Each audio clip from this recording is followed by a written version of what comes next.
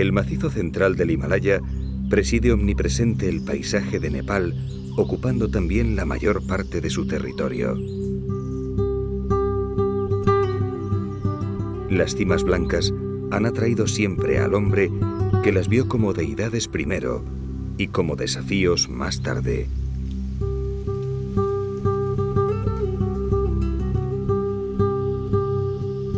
Pero algo más abajo, en los bosques secretos de esta parte del mundo, se esconde la más antigua de las leyendas. Los pobladores humanos de estos valles han tenido que dominar la verticalidad de las laderas para sobrevivir. Los peldaños de su trabajo les proporcionan un lugar seguro donde sacar adelante sus cosechas a salvo de las bestias salvajes del fondo del valle.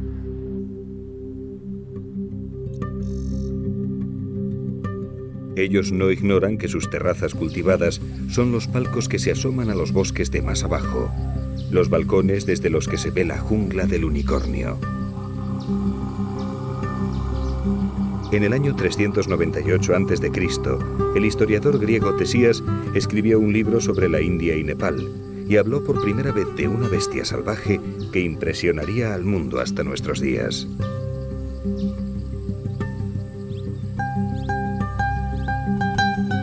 Los habitantes del bosque conocen su presencia. En la humedad de las sombras se adivina aún su olor.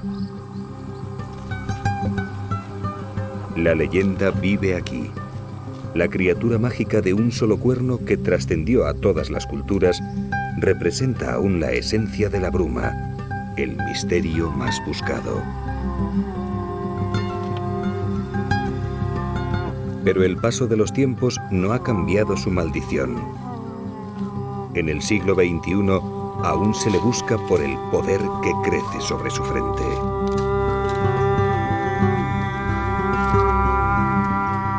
Vamos a entrar en el bosque encantado, en la cuna verde del mito, tras las huellas del unicornio.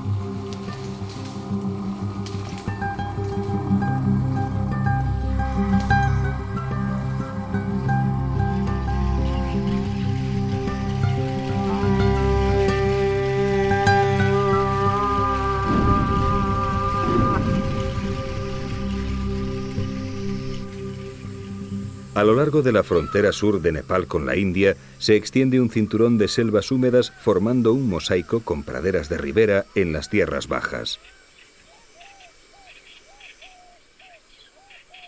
Una jungla abierta cuyo suelo rico en pasto alimenta a numerosas especies de herbívoros. Después de África, estos bosques poseen la mayor riqueza en especies animales del mundo y, sin embargo, son casi desconocidos por su inaccesibilidad. Grandes cérvidos, como los sambares, alimentan al rey de las sombras.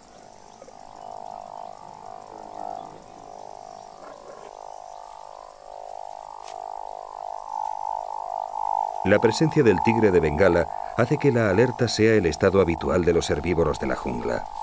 Nadie está a salvo prácticamente nunca.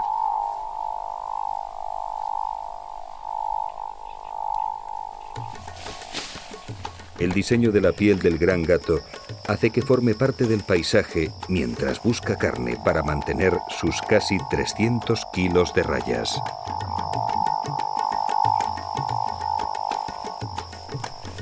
Pero el tigre no es el único gigante de estos bosques. Sobre este suelo de verde intenso hay un animal contra el que ni siquiera él se atrevería a enfrentarse.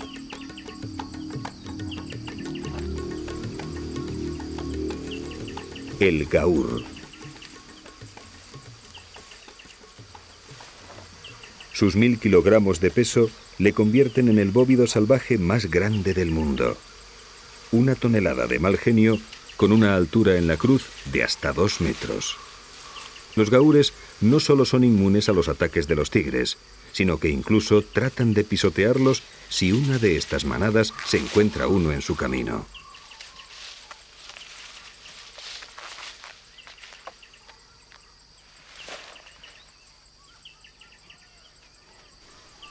Una forma menos violenta de escapar al tigre consiste en subir a los pisos altos de la selva.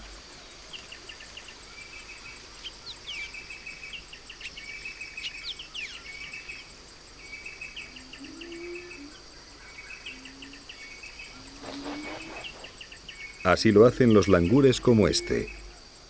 Los langures son sagrados en la India por su parentesco religioso con el dios mono Hanuman. Son primates exclusivamente vegetarianos, especializados en el consumo de hojas. Una dieta tan pobre les obliga a desplazarse constantemente por el techo de la jungla, buscando el árbol adecuado. Más nutritivas que las hojas son estas grandes flores de las que se alimentan los nectarínidos, aves especializadas en extraer el jugo dulce que contienen en su interior las corolas, junto con los insectos diminutos que se refugian en ellas. Sus visitas constantes llevan el polen de una flor a otra, polinizándolas y contribuyendo, como todos, al mantenimiento del bosque.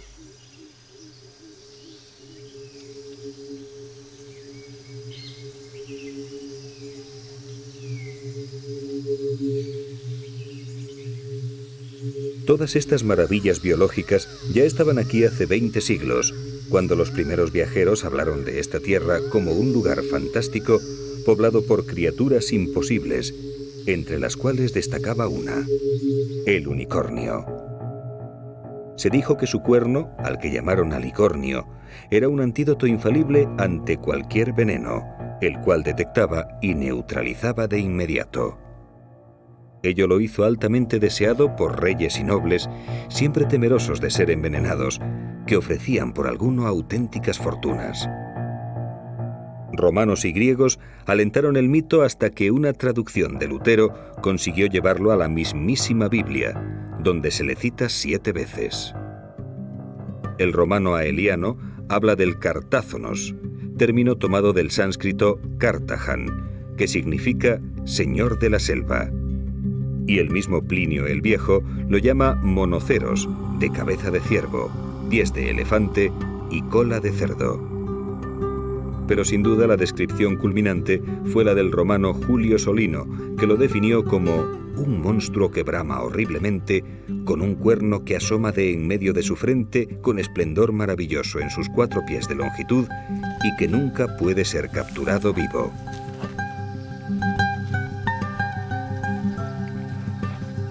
No andaba lejos de la realidad del cronista. El mito vive aquí. Es el rinoceronte indio. Y de hecho sus defensas fueron importadas a Europa hasta finales del siglo XVIII como cuernos de unicornio para ser usadas como remedios contra diversos males, creencia que aún continúa en la medicina tradicional asiática.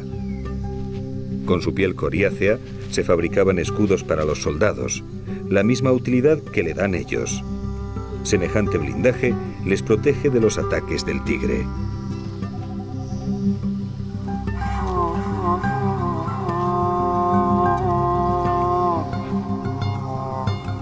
Tal pasión humana por las excrescencias de su cuerpo llevó al rinoceronte indio al borde de la extinción, quedando en 1960 apenas un centenar de ellos.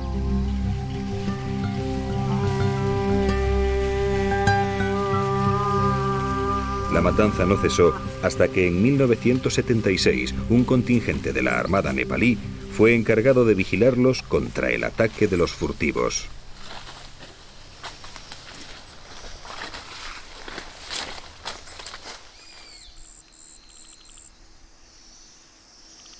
Estas junglas características están atravesadas por grandes ríos que en la época de lluvias se desbordan, formando extensas llanuras de inundación. El clima es subtropical y está caracterizado por un monzón de verano, durante el cual cae el 90% del agua. Y cuando esto ocurre, la vegetación explota literalmente, cubriéndolo todo. Las planicies encharcadas, cuando las riberas de los ríos se desdibujan, se llenan de las hierbas de elefante, llamadas así por su gran tamaño de hasta 8 metros de altura.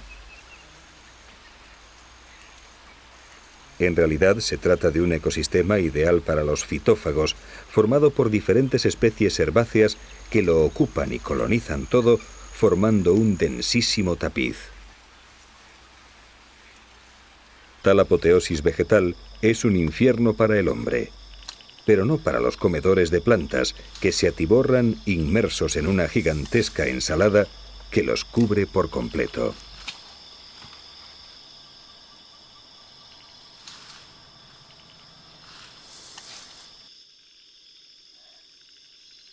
Los rinocerontes y varias especies de ciervos, como los sambares y chitales, pasan entonces muchas horas aquí.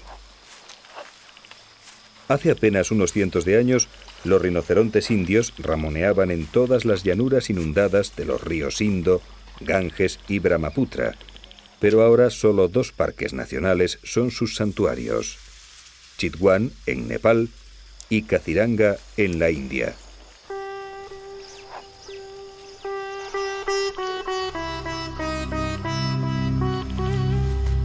Esta región, denominada Terai, recorre la frontera norte de la India y está ocupada por ecosistemas boscosos de un árbol característico llamado sal y herbazales inundados por las crecidas estacionales.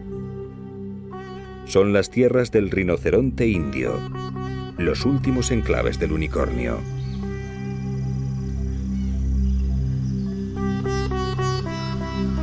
Aquí, en el Parque Nacional de Kaziranga, el río Brahmaputra se desborda cada año, fertilizando toda la llanura con un limo tan rico que la vegetación es una de las más exuberantes y variadas en especies de todo el mundo.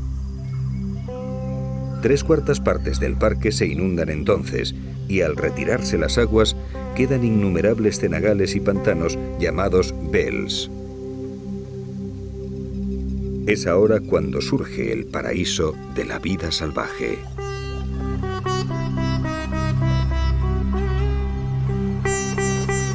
El 70% de la población mundial de rinocerontes indios vive aquí.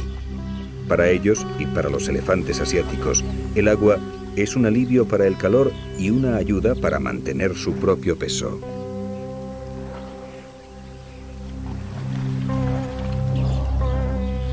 En 1985, este parque fue declarado Patrimonio de la Humanidad, y para conservar tal riqueza, el gobierno de la India lleva a cabo uno de los mayores esfuerzos conservacionistas del mundo. En Kaziranga hay un guarda por kilómetro cuadrado.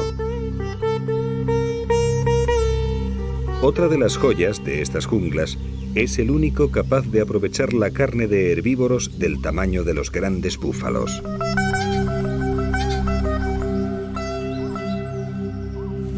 Él también es buscado por los furtivos, pero su principal preocupación consiste en comer cada semana.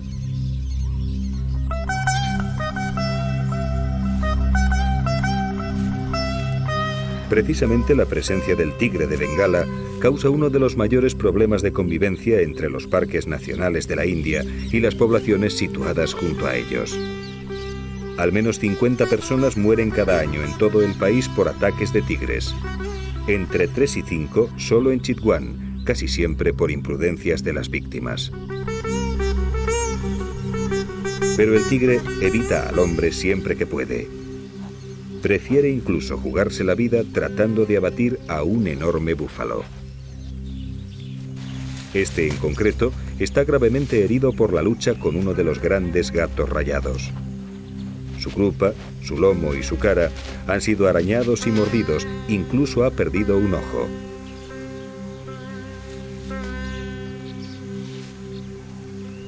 Con una humedad cercana al 90%, las heridas cicatrizan mal y las infecciones matan desde dentro. Apartado ya de la manada, solo le queda esperar a que el tigre vuelva y acabe el trabajo.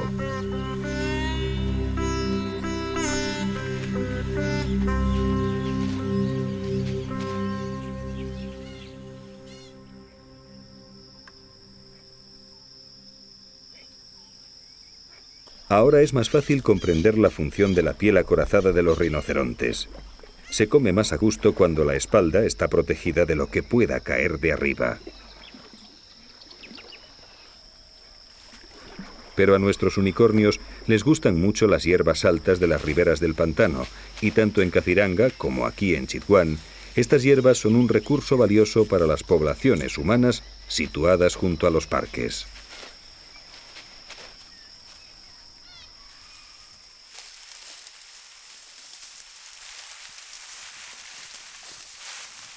Desde que en 1973 se constituyó como Parque Nacional, por ser el único lugar de Nepal donde quedaban rinocerontes, en Chitwan se han relocalizado varios asentamientos humanos desplazando a la gente a lugares más fértiles y sin poblaciones de herbívoros salvajes.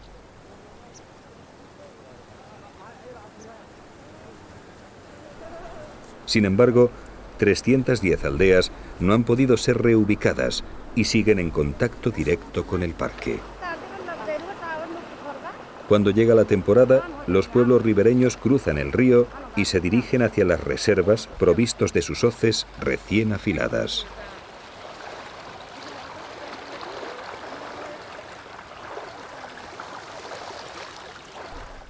Aquí se encuentra lo que ellos buscan. Los nativos tienen una concesión legal para la recogida anual de hierbas altas. Unas 60.000 personas recolectan cerca de 11.000 toneladas durante el tiempo de cosecha, que dura unos 15 días.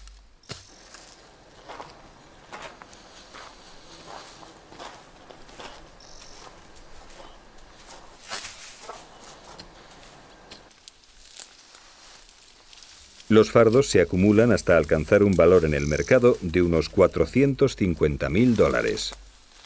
Descontados los permisos y los costes laborales, la contribución neta para la economía local es de unos $250.000.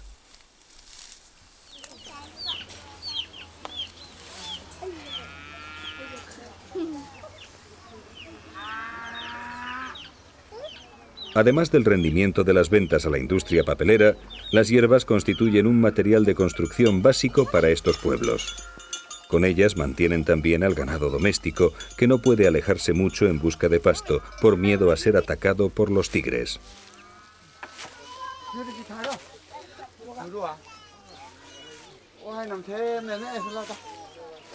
Las fuertes lluvias monzónicas obligan a constantes reparaciones de la techumbre, que también es de hierba seca. Allí donde haya un pueblo con economía de subsistencia en el mundo, no tenemos más que mirar de qué están fabricados sus tejados para saber cuál es el material local más accesible y barato.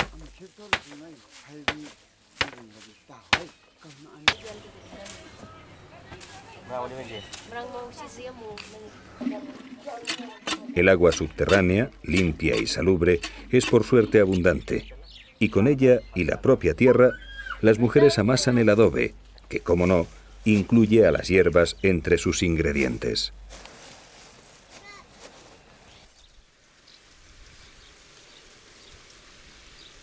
Pero no todos los usos del suelo son tan poco conflictivos como la recogida de las hierbas de elefante.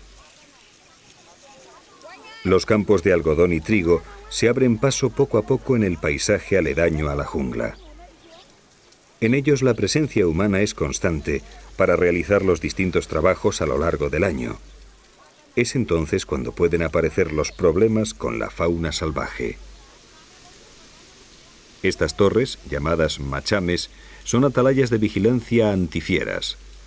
Un ojeador permanece en ellas muy atento para avisar cuando un tigre o un rinoceronte se internan en el campo, poniendo en peligro la integridad de los trabajadores.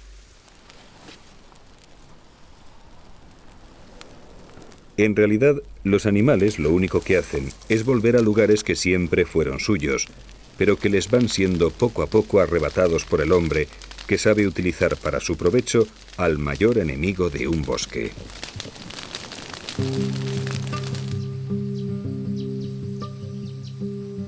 Pero los bosques húmedos de Asia son casi tan antiguos como el fuego mismo. La energía potencial de regeneración es su poder verde, su fuerza ancestral. Ciertas especies son invulnerables a la combustión, no se queman, simplemente resisten. El árbol llamado semal no arde, por eso sus efectivos constituyen el último refugio de la selva.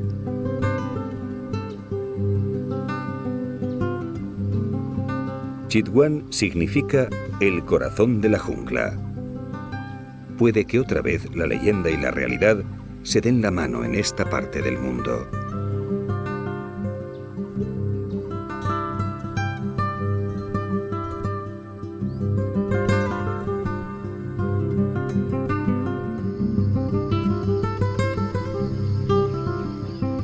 El hecho de que ciertas especies se quemen y otras no, favorece el crecimiento del llamado bosque secundario.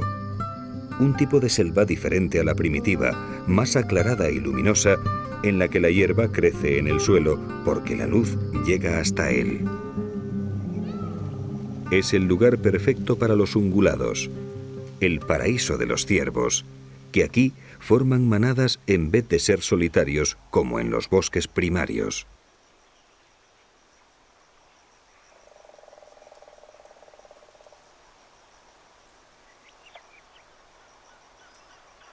Los viejos habitantes de la jungla primitiva se ven obligados entonces a subir cada vez más a lo alto de los árboles para completar su dieta.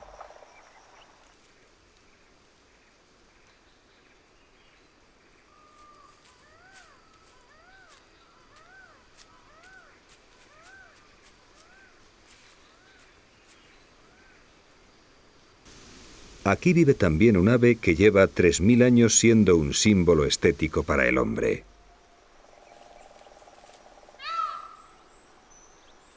Esta es la tierra del pavo real, el lugar en el que la evolución creó a un ser tan peculiar.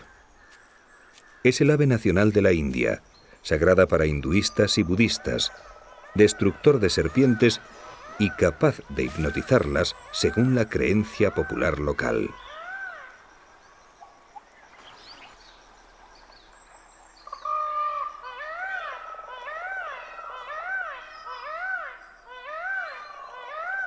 El característico grito territorial deja claro a los otros machos que este territorio está ocupado.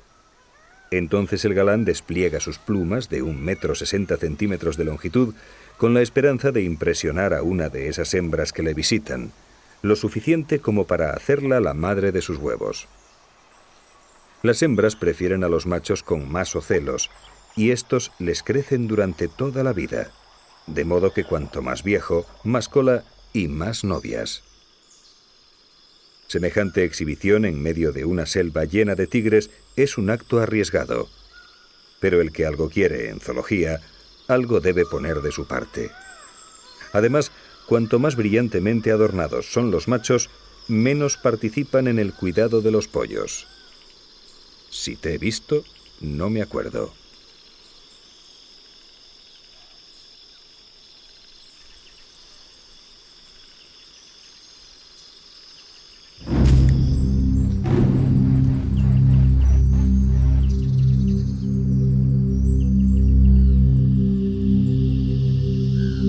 Los langures, sin embargo, como buenos primates que son, sí tienen una vida familiar satisfactoria y larga. Los langurcitos pasan mucho tiempo jugando y aprendiendo de sus mayores los trucos de su vida vertical. En el suelo o en las ramas altas, los pequeños se manotean y saltan, desarrollando la visión binocular que les proporcionará un desarrollo extraordinario del equilibrio espacial. En sus cerebros nuevos se establecen así las conexiones neuronales que algún día les salvarán la vida cuando tengan que huir del peligro. Lo suyo es irse por las ramas.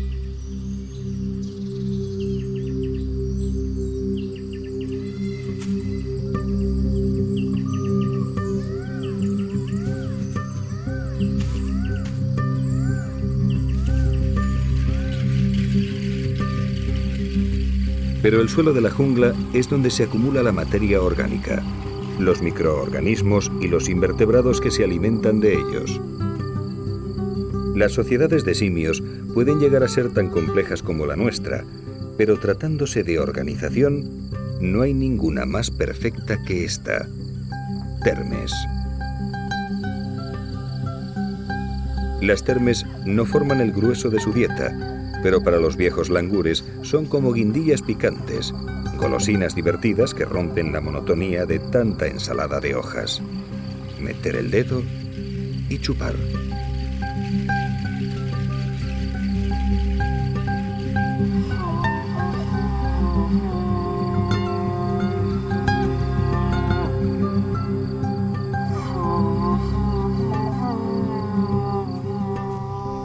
Hay tantas especies de termes en estas junglas que nadie sabe aún el número exacto.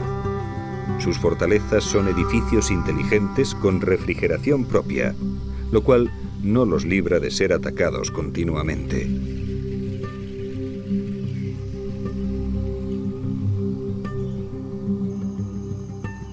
Estos son dos osos pezudos. Se llaman así porque sus labios gruesos y largos están diseñados para sorber literalmente a las termes en sus agujeros. Tienen mala vista, peor olfato y pésimo humor.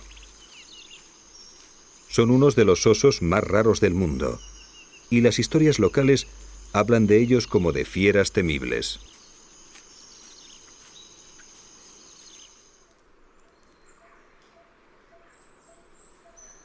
Las últimas junglas de Asia albergan aún tantos misterios que no pasa un año sin que se descubra que una vieja leyenda existe o que alguna criatura mítica siempre vivió aquí.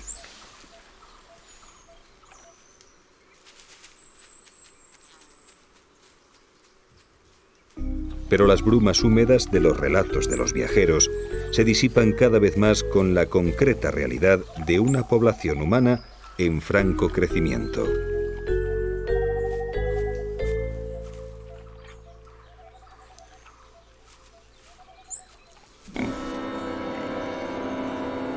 Como le ocurre a este jabalí gigante, la gran jungla y el hombre se miran a la cara sin saber qué hacer, sin aclarar quién cruzará primero.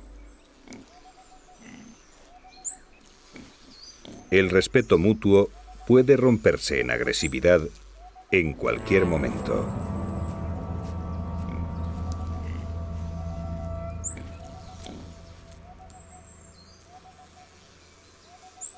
¿Qué será entonces del unicornio? La India alberga el 16% de la población mundial en solo el 2% del suelo. Pero su tradición de establecer reservas forestales y refugios de la naturaleza data del siglo IV a.C. De momento, Chitwan y Kaziranga son un buen hogar para los rinocerontes, con unos 400 en el parque nepalí y unos 1.200 en el hindú, además de otros pequeños grupos dispersos en otras 6 áreas diferentes.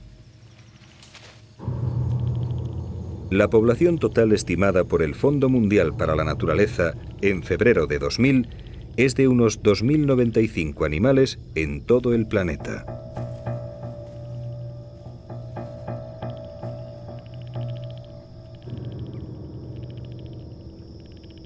Sus casi 2.000 kilos de peso y sus 4 metros 20 centímetros de longitud necesitan hasta 5 kilómetros cuadrados para cubrir sus necesidades tróficas y territoriales. Sus constantes movimientos entre las hierbas forman toda una red de sendas que son aprovechadas por otros animales. Cuesta creer que un animal tan formidable haya estado a punto de desaparecer solo por un par de falsas y estúpidas creencias mágico-medicinales, sostenidas además por pueblos lejanos en donde estos animales no viven. Los rinocerontes indios acostumbran a depositar sus heces durante años en grandes acúmulos que actúan como mojones o balizas olorosas de índole territorial. Gigantescos montones de bostas imposibles de ignorar, incluso para el olfato menos eficiente.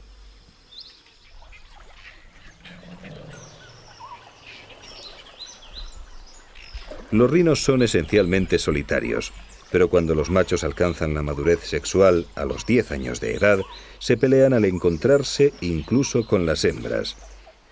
En estos raros encuentros, incluso los elefantes prefieren alejarse. Escenas como esta representan como pocas la esencia del paraíso salvaje de esta parte del mundo.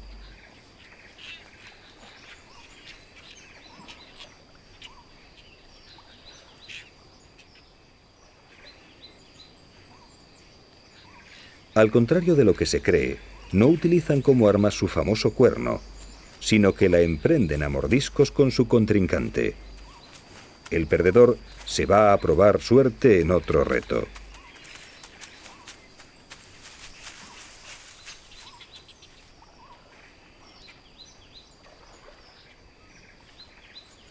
Otra de las paradojas del viejo unicornio es que no es su cuerno precisamente lo que más aprecian los nepalíes de su cuerpo. Acuden a los montones de estiércol en busca de lo que aseguran que es un infalible remedio contra la tos.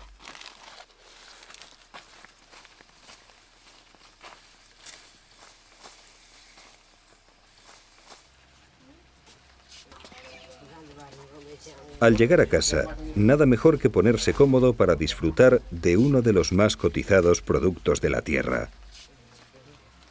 Basta con desplegar un pequeño papel y extender sobre él un poco de caca de rinoceronte.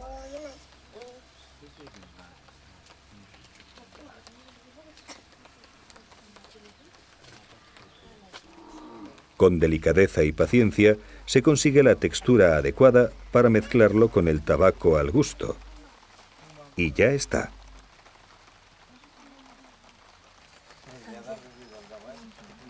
Un exquisito cigarrillo liado con las mejores heces de la región. Para ellos, los enormes montones de estiércol son en realidad nutridos estancos en los que recoger el más apreciado de los tabacos. Sin duda, todo un lujo exclusivo que solo algunos pueden disfrutar. El sabor de la leyenda, rezaría su eslogan si lo tuviera.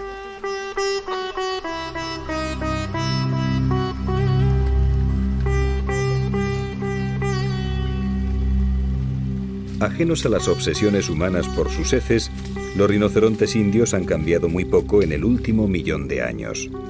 Siendo básicamente insociables, el grupo típico de rinocerontes es este, una hembra con su hijo.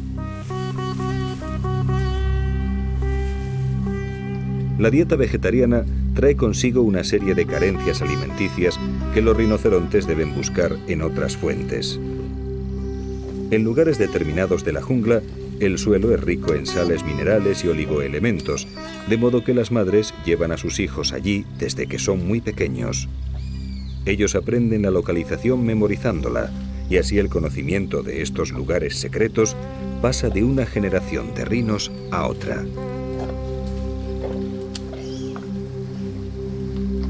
Literalmente se comen la tierra. El pequeño no olvidará la lección.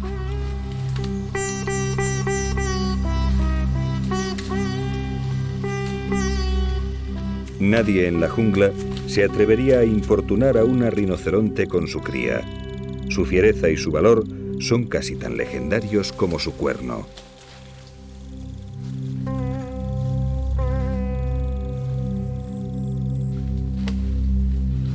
Pero a los rinocerontes les gusta pasar muchas horas en lugares apetecidos también por el hombre. Lo que para el rinoceronte es agua, frescor y comida, es exactamente lo mismo para otras muchas especies animales de esta parte del mundo.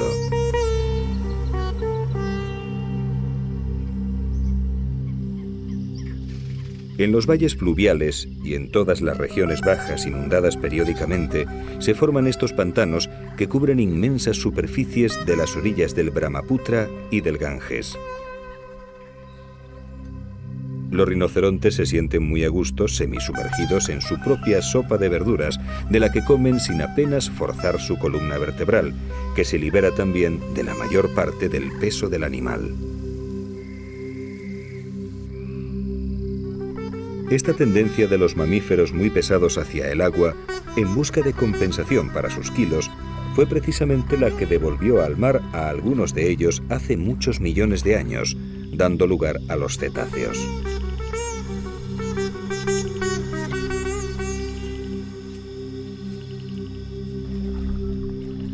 Lo cierto es que los rinocerontes nadan con soltura y evidente satisfacción.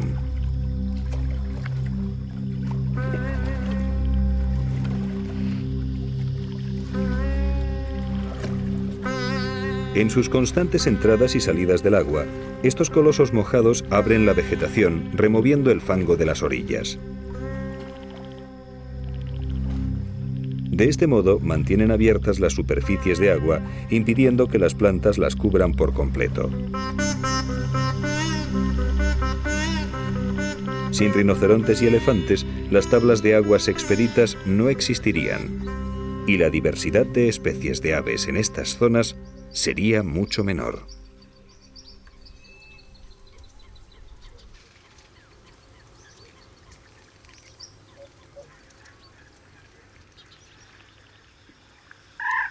Picos.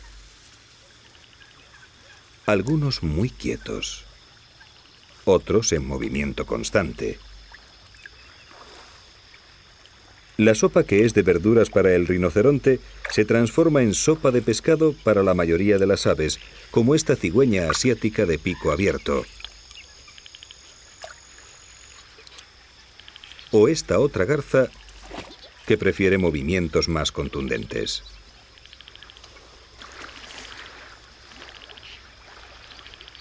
Patas largas y ojo al charco. Cada uno aquí mete el cubierto que la evolución le ha proporcionado para cobrar piezas de diferentes tamaños.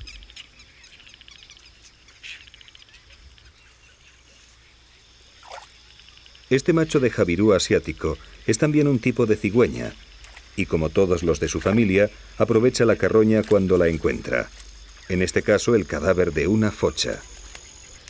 Pero ni sus patas ni su pico están adaptados para trocear la carne, de modo que va a tener problemas para ingerir algo tan voluminoso. Cada uno usa su técnica. Este es un aninga, un pescador cuellilargo que tiene un pequeño problema. Parece brindar su faena al sol, pero en realidad se está calentando después de pescar, porque su plumaje no es impermeable del todo.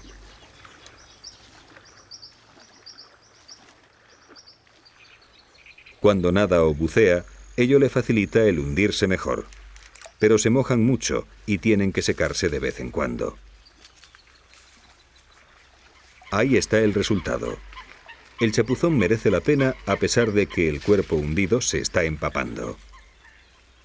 Pero el paseillo triunfal despierta los más bajos instintos de los oportunistas. El aninga trata de llegar a un lugar seguro para consumir su presa antes de que alguien sienta tentaciones de quitársela.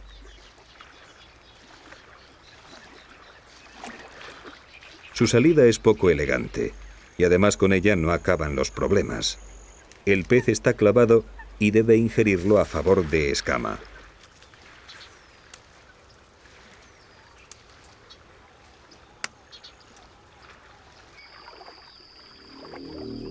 Pero tantos movimientos de la aninga pueden despertar también a la boca más peligrosa de estas aguas. El cocodrilo palustre o de los pantanos está ampliamente difundido por el subcontinente indio. Con sus más de 4 metros de longitud, anida en agujeros y come aves.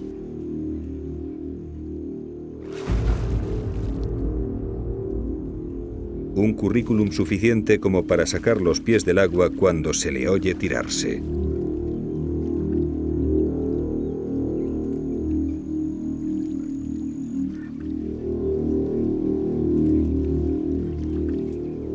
Este hocico extravagante pertenece a un primo del cocodrilo que está especializado en pescar peces. El gavial alcanza los 6,5 metros de longitud. Y es una joya zoológica que solo vive en esta parte del mundo.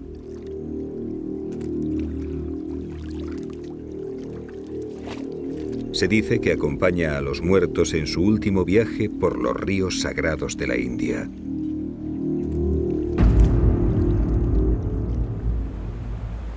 Los cursos de aguas someras son también el escenario de cientos de pequeños dramas que a menudo pasan inadvertidos. Estos dos sapos del género bufo están en pleno amplexo, pero tienen un mirón muy peligroso. Una culebra de agua como esta sabe buscar su momento. Mientras llega, su lengua bífida introduce los aromas del río hasta los receptores olfativos de su cabeza. Los amantes resbalosos añaden sus fluidos al agua sin sospechar que puede ser la última vez que lo hagan.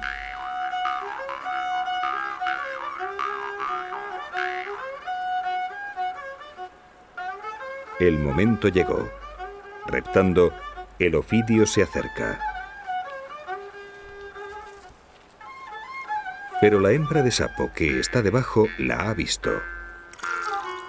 Tan repentina agilidad sorprende a la culebra, pero no así al macho de sapo, que sigue a lo suyo sin saber que su novia le está salvando la vida.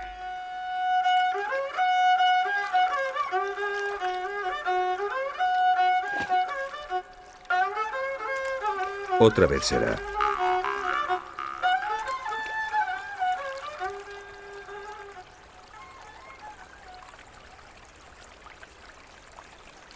Montarse sobre otro animal es recomendable también en ocasiones más tranquilas.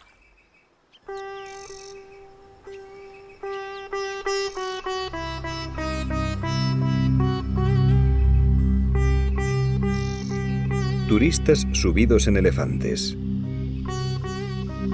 Los parques nacionales de Chitwan y Kaziranga pueden ser visitados por todo aquel que esté dispuesto a sentarse en lo alto del rey de la jungla, emulando al mismísimo Aníbal.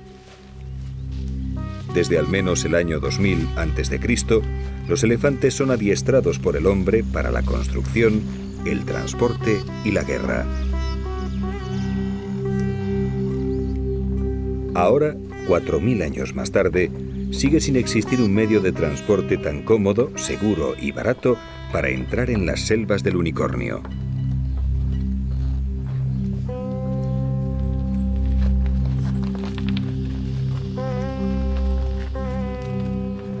Aquí arriba, los visitantes están a salvo de los tigres y tienen una excelente perspectiva del entorno.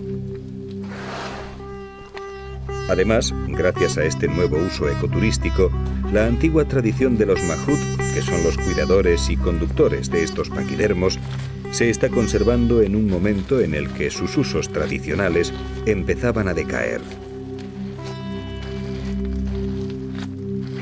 Estos hombres y sus animales establecen una estrecha relación vitalicia desde que los elefantes son muy jóvenes.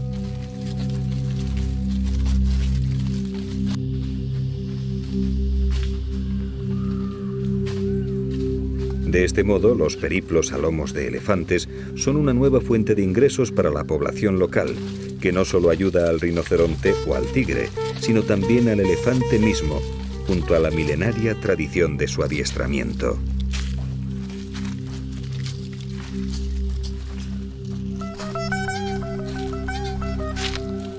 No hace ruido, no contamina y es reciclable cuando deja de funcionar.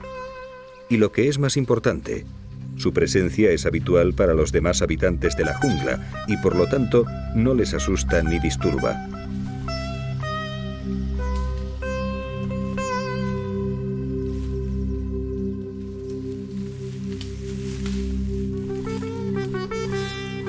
Esta misma virtud fue utilizada históricamente para cazar a los rinocerontes, pero como está ocurriendo en tantas partes del mundo, hindúes y nepalíes se han dado cuenta de que un rinoceronte vivo proporciona muchos más ingresos que uno muerto. Un buen trofeo complace a un cazador, pero un ejemplar vivo satisface a cientos de fotógrafos aficionados.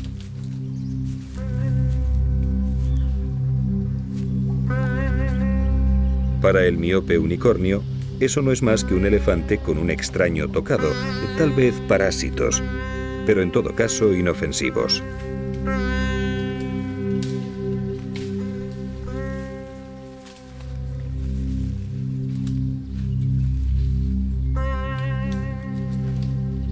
Gracias al elefante hemos podido penetrar en el mundo del unicornio. Un mundo cuyas pesadillas no han cambiado mucho a pesar del paso de los tiempos.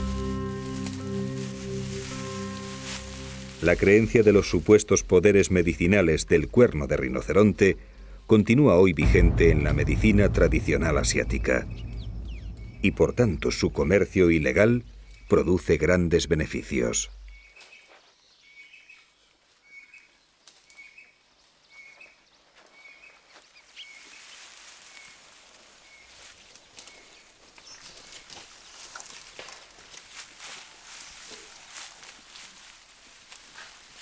En Bangkok, 1 kilogramo de cuerno de rinoceronte indio supera los 3 millones de pesetas. Con tal oferta en una zona tan pobre, la tentación hacia el furtivismo es muy grande. El cuerno mágico que lo introdujo en la leyenda a punto estuvo de llevarle al exterminio. 4 páginas más allá que los dinosaurios, con el dodo y el mamut en el libro de la extinción.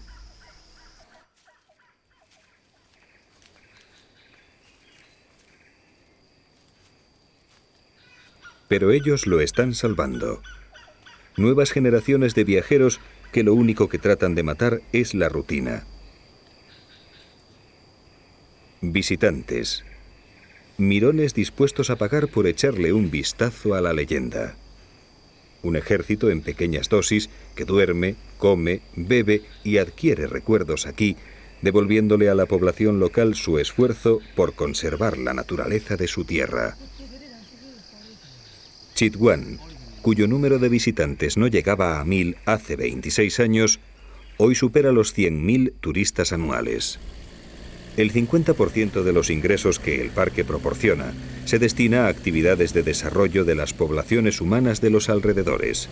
Y además, se trata de motivar a las gentes para que participen activamente en la conservación, formándose como guardas, guías, mahuts, personal de mantenimiento y hostelería.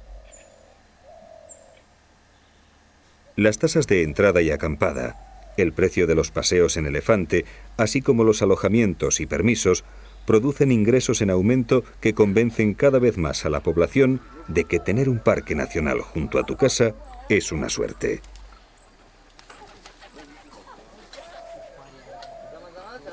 El visitante documentado busca con avidez los rasgos culturales más característicos y exclusivos de cada zona, valorando no solo la naturaleza, sino su entorno folclórico y costumbrista.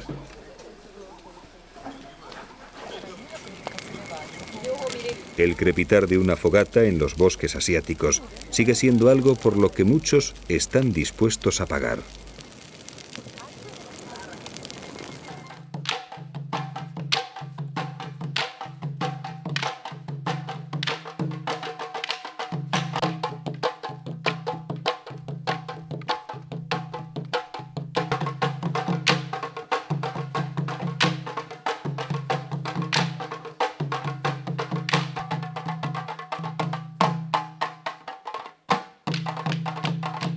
Tal vez todo era cierto. Quizá la magia del unicornio era esta.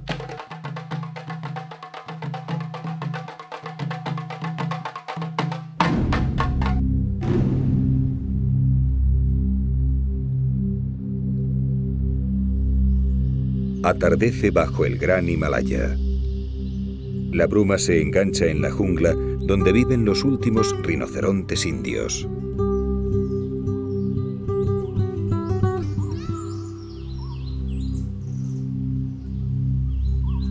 La vieja hembra y su cría, que traen un aire de esperanza para la especie, se dirigen ya a lo más espeso para pasar la noche. Con ellos en el bosque se va produciendo el cambio de guardia.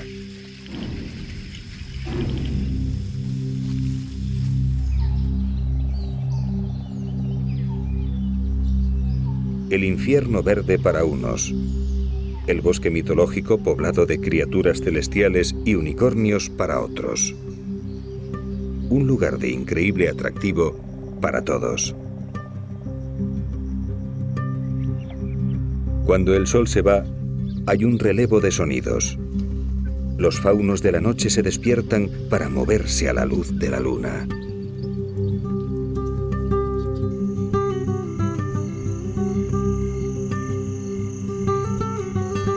De este modo nació la leyenda, con las alas membranosas de los murciélagos, tal vez bajo los efectos de las fiebres, pero fue aquí, junto al Brahmaputra.